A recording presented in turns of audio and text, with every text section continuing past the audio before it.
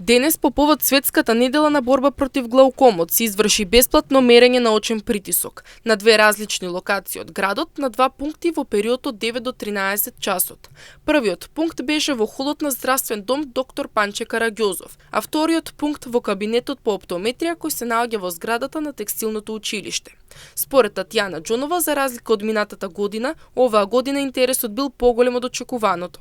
Имаше превише од тоа планираното што имаше. Лани имаше исто овај период. Меѓутоа, дали скалите, дали ти некои постари луѓе ќе се врнат. Нас тама па изгледа на друг район ќе покушат да си ја прегледат, значи. А инаку имаше некаде околу полно беше, дури некои не стасаа до тај период да се ги прегледат очите, затоа што времето беше дојден закажано и така да мада луѓето беа останале дури до 1,5. Одлично беше, дури и презадоволна на мене диоптор ми беше тука прегледан и презадоволна сум дека надевам и волја да носам пак оптика. Татјана тврди дека е задоволна и дека ваква активност би било добро да се организира барем на секој 3 месеци.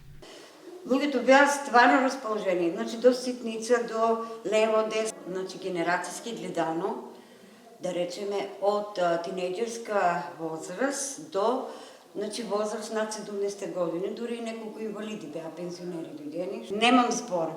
Значи, ваа активност треба да има не само на вај ден. Ја би препорачала да речеме на 3 месеци, посебно на генерациите што се децата од 5 години до 11, оти они многу сакат на интернет да бидат.